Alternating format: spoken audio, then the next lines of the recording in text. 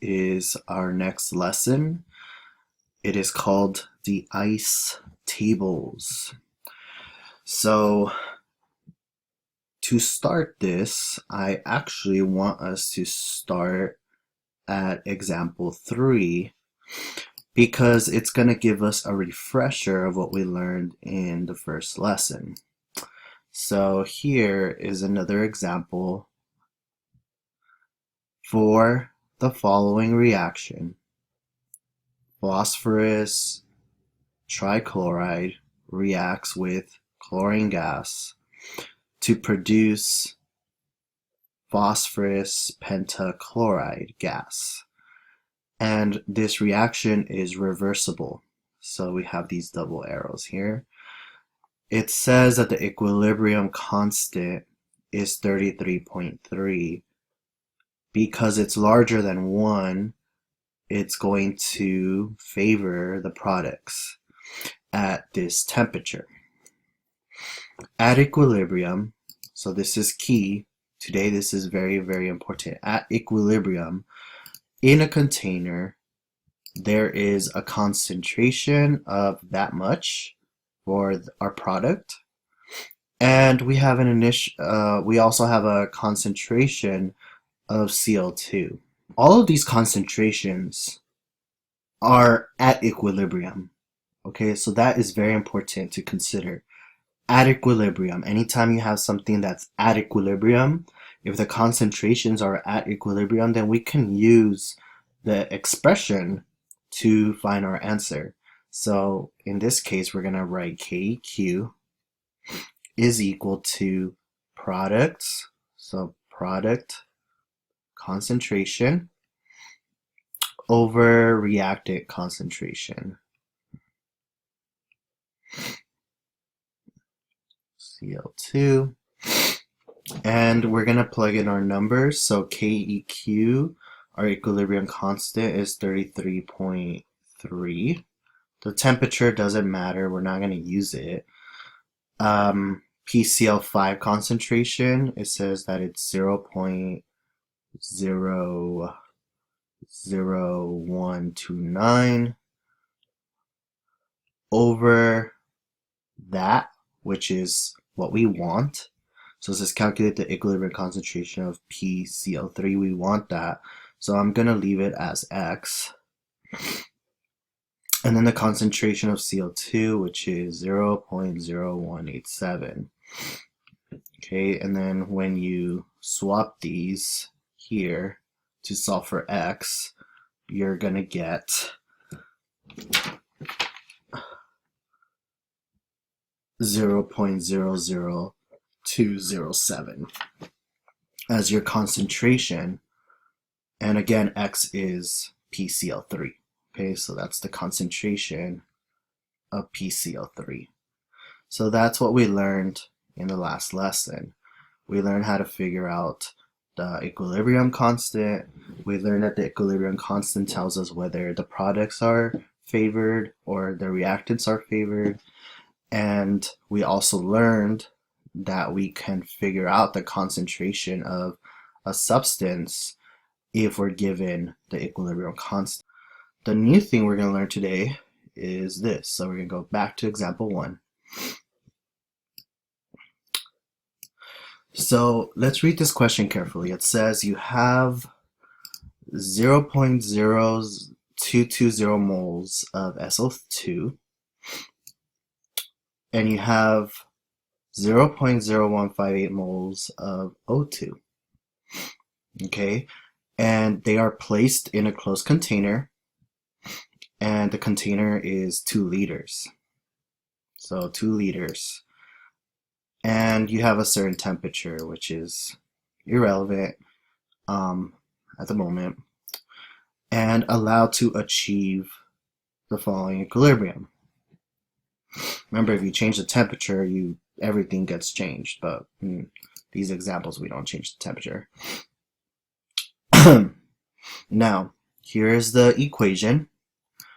We have 2 SO2 and O2, and you're producing 2 moles of SO3, and the reaction is reversible. Now, it says at equilibrium, we have 0.02 moles of SO3. Okay, so how is this problem different from this problem that we just did? And the answer is that all of these values here, all of these values for example 3, they're all at equilibrium. They're all at equilibrium. But if you look at this example right here, you're placing a certain amount of SO2 and O2 in a container, and then it achieves equilibrium. So these are not the moles that we're going to end up with at equilibrium. It's actually going to be different. Now, because we're throwing in a certain amount of SO2 and a certain amount of O2, that means that we're going to end up with less of this at the end, and we're going to end up with more of this. So we use something called an ICE table to figure out the final concentrations of all our substances, and we could find the equilibrium constant using that information. So if you look at part A, it says calculate the concentration of SO2 and O2 before equilibrium is established, and the concentration of SO3 after equilibrium has been established. So we can't do anything until we have our concentration. That's basically what part A is saying. We cannot do anything until we have our concentrations. We don't have concentrations, we have moles. So we have to convert it from moles to moles per liter, and it's very simple. All we do is just divide the moles by 2 liters. So that's exactly what we're going to do here. So this is part A. So part A is right here. We have SO2, okay, and 0.0220 moles divided by 2 liters. So that means our concentration is this, right, for SO2. And then we're going to do the same for O2.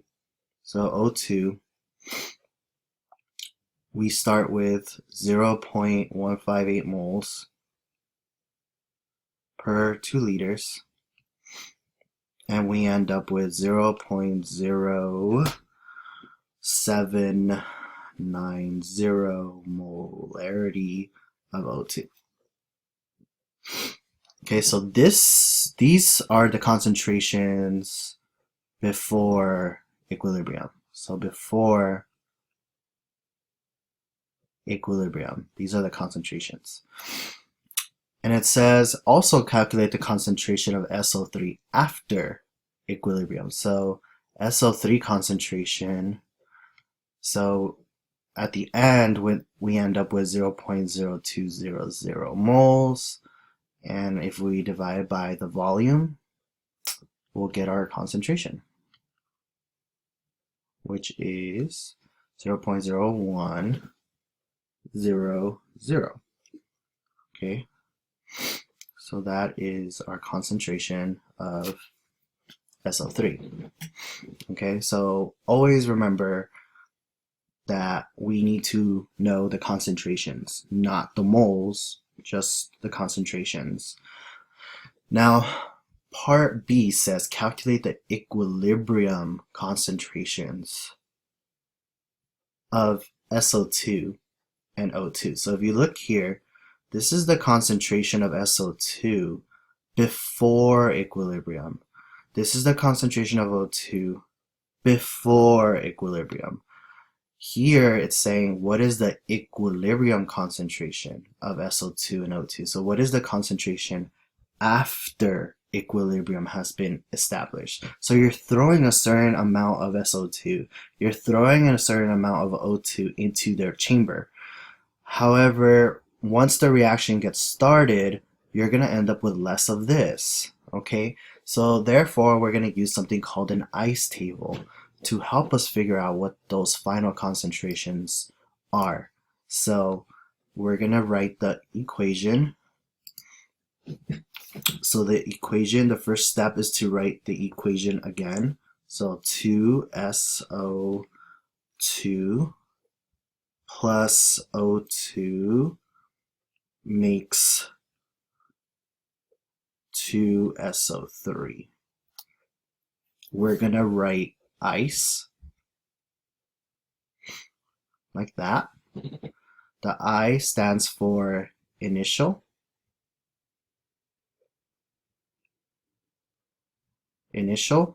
C stands for change. And E stands for equilibrium. So I'm going to abbreviate it as EQIL. Okay, so initial, change, equilibrium. Okay, so what you're going to do is you're going to write your starting material. So how much SO2 did we start with? And it says here that before equilibrium, we had that much SO2. So I'm going to rewrite that down here.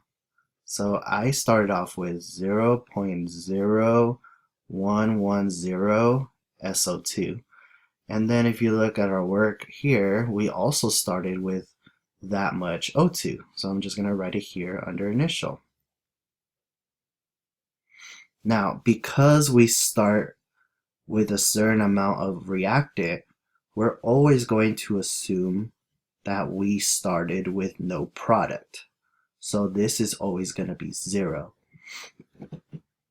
Now, we know that if we throw this into a reaction chamber, we throw it into a container, we're going to use this up, right? We're going to use it up. And so we're going to subtract, okay? We're going to subtract a certain amount of this, but you're going to subtract by a factor of 2. So subtract by 2x. Here, you have a factor of 1. There's a 1 mole here. So I'm going to subtract by x. Here, because we started off with nothing, we're going to assume that we're going to make some of this product. So it's going to be plus 2x. Okay, so I know this is a little new to you guys, but you'll get the hang of it. Now, what you do here is you're going to write anything that is already at equilibrium. So according to the problem, it says that SO3 established equilibrium and it ended up with a concentration of 0.01 SO3. So at equilibrium, we're going to put this number right here in this area, 0.0100. So that is the concentration of SO3 at equilibrium. We don't know these two here. That's what we're trying to find out. So when you add up the initial and your change, you're going to end up with your equilibrium concentration. So this right here, anything that has all of these elements given to us can be used to solve for x. So 2x, 0 plus 2x is just 2x, right? So 2x is equal to 0.0100. You could do this in your head. X is equal to half of that, right? So 0.00500, right? So if we plug in for x here, so 0.079 minus x, which is this number, we're going to get an answer. So you literally just plug in x for everything, and then you'll get your answers. So 0.0110 minus 2 times that will give you an answer. And so you guys should do it in your calculator and see if you get 0.0010. Okay, 0.0790 minus this number, because that's x, will give you 0.074. So these are the concentrations at equilibrium. So at SO2 concentration at equilibrium is going to be 0.001. The concentration of this substance, oxygen, at equilibrium is going to be this number right here. And then the concentration of SO3 at equilibrium is this one right here. So this is the concentrations of all of our substances at equilibrium. So that's what part B is asking for.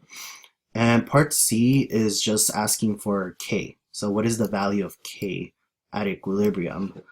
And for that one, it's basically what we learned already, but we're going to use these numbers right here. Okay, so these are the numbers we're going to use. So K, EQ, is equal to the concentration of SO3, right? So if you look at the problem, SO3 to the second power, right? Because there's a 2 in the front, divided by the concentration of SO2, and I believe that's to the second power. So let's look right here. Yep, second power, and then O2 to the first power. So divided by O2 to the first power. When you plug everything in, SO3, which is 0.0100 squared over the concentration of SO2, which is this guy right here. It's going to be 0.0010 squared. And then the concentration of O2, which is this one right here.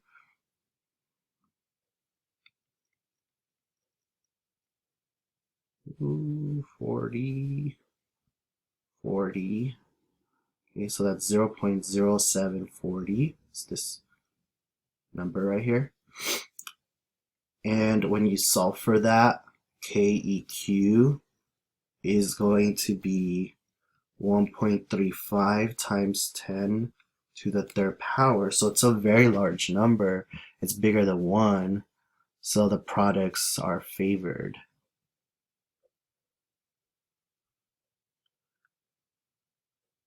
Okay, so that's how you do the problem. We're going to do 2 more so that you guys can get it. So again, how is this question different? We start off with a certain amount of concentrations, and we want to figure out what the concentrations will be at equilibrium. And so we have to use an ICE table anytime they give us numbers that are found before equilibrium. So we can't just simply plug things into the expression, because then that will give us the wrong number. We have to wait for equilibrium to be established, and then we use those numbers to figure out the equilibrium constant. And so we're going to do another example. So this one is a little easier to do. It says at 25 degrees Celsius, 0.560 moles of oxygen and 0.020 moles of N2O are placed in a 1 liter vessel to react. So because we're dealing with 1 liter, that's going to make the math easier for us.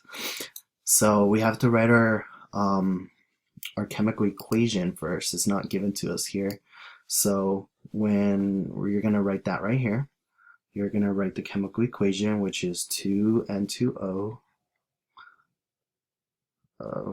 Just know N2O is reacting with 3 moles of oxygen, and that's going to generate this product. Okay, so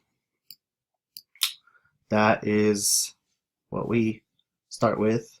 Okay, it says you have this and this that is placed in a vessel. When the system reaches equilibrium, the concentration of NO2 was found to be that.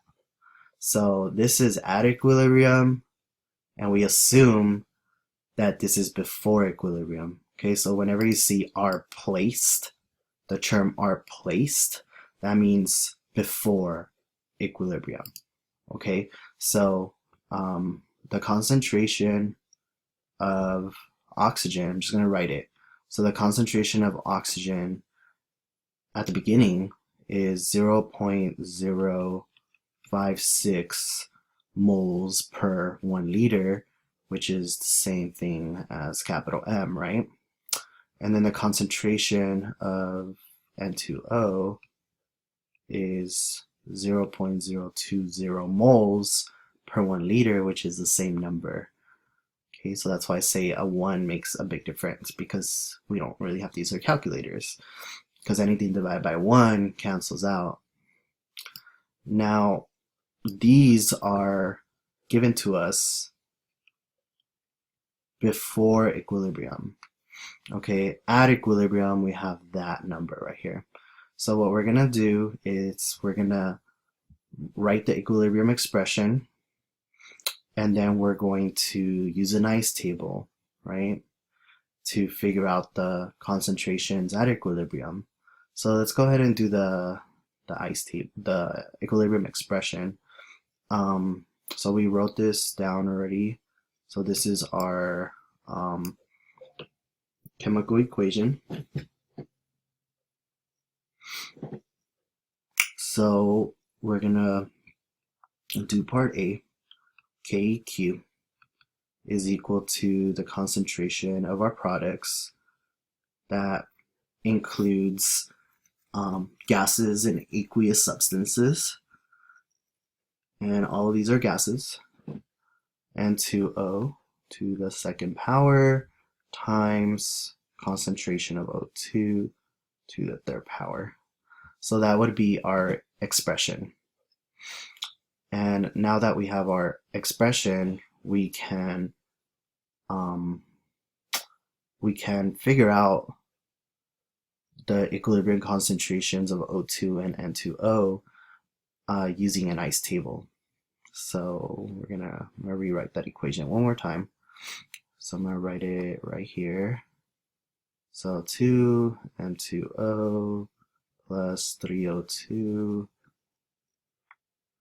4 NO2. Okay, so that's that. That's the equation. I'm gonna write an ICE table.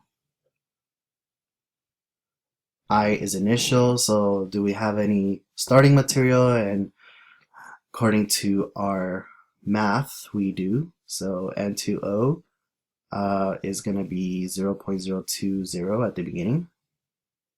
Okay, so that is going to go there. So 0.020. The initial concentration of O2, we said it was going to be 0.560, right? It's right here. 0.560. Okay, so that's given to us. So we're given this, and because we're given these two substances, we can assume that we don't have any product at the beginning. So we're going to leave that as 0. Because we started off with a certain amount of N2O and O2, that means these guys are going to disappear. So this is going to disappear by a factor of 2. So minus represents disappear, minus 2x. And this is also going to disappear. So it's minus 3x. Okay, some students see the plus here and they're like, oh, it's plus here. No, don't do that. Okay, this is going to disappear, so it's negative 3x. And because we don't have any of this at the beginning, we're going to assume that that's what we're going to produce, so it's going to be plus 4x. Okay, and in order to solve for x, we need to be given one of these 3 concentrations, and we are given that, right? So if you look at the question, it says the concentration of NO2 was found to be 0.02. So what that means is that we can plug that in here, right? It says that we know the final concentration of this at equilibrium. So that means this is going to be 0.02. Okay, so we typically add your initial and your change. When you add it, you get the equilibrium concentration. So we could solve for x now. So we're going to use this to solve for x, right? We can't really solve for x using these two columns because we don't have anything here. So because we do have something there, we can use this to solve for x. So 4x is equal to 0.02 and x is equal to 0.005, right? So that's what x is.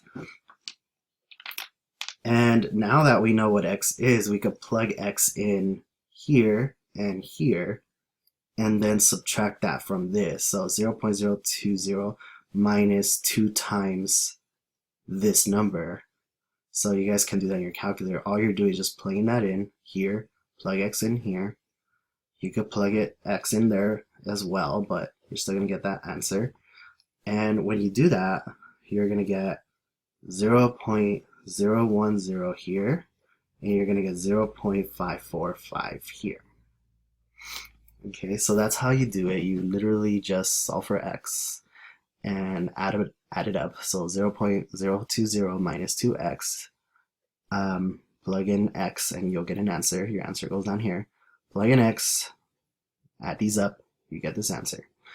And now that we have our concentrations at equilibrium, now we could solve for K, right? So I think part C is asking for K, right? And so we're going to do that. C is equal to K and Q is equal to, we already wrote the expression, right, in part A, so I'm just going to rewrite it. Over NO2 second power, O2 third power, and I'm going to plug everything in. So be very careful because there's a lot of power, so make sure you know how to use your calculator.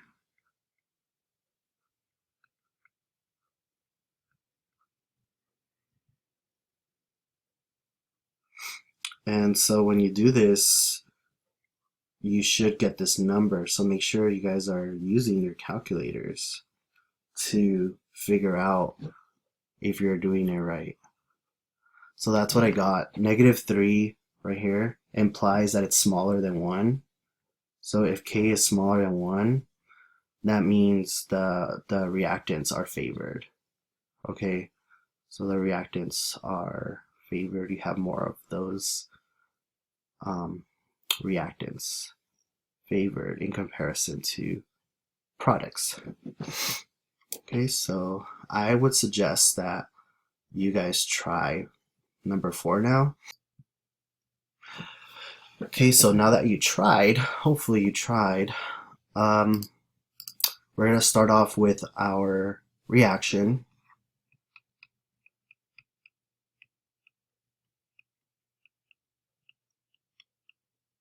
That's methanol. I'm going to write my ice table. We know the initial concentration, it's given to us. It's 0.1 moles over 1 liter, which is just the same number. We know the concentration of H2 at the beginning, which is 0.2 moles per liter, which is the same number. And we don't know this, so we are assuming that we have 0 product at the beginning. So we throw a certain amount of these guys into a vessel, and you let the reaction take place, and you have 0 product at the beginning. So what that means is that you're going to have less of this, right, minus X. There's 1 mole in front of it.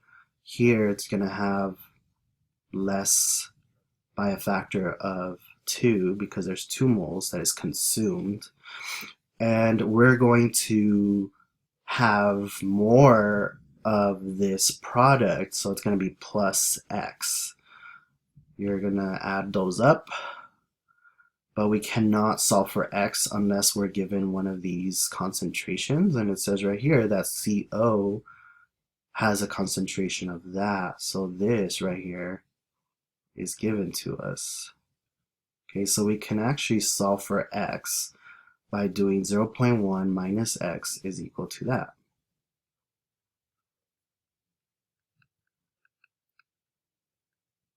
Okay, so that's equal.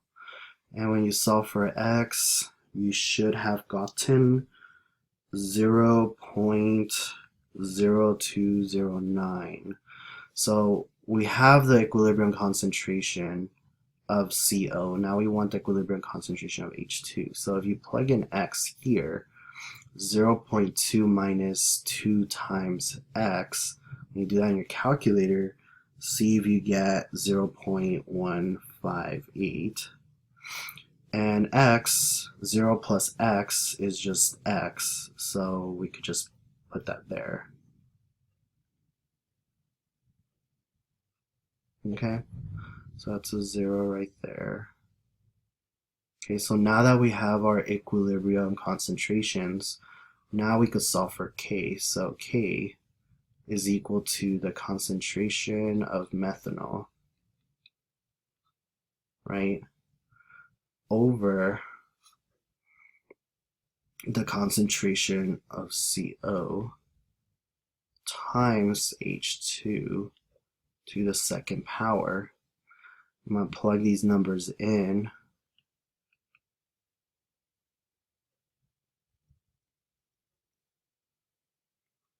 CO is 0.0791, and then H2 is 0.158. I'm trying to squeeze it in to the second power, right here. And when you solve for K, you're gonna get 10.6. So the products are favored in this scenario.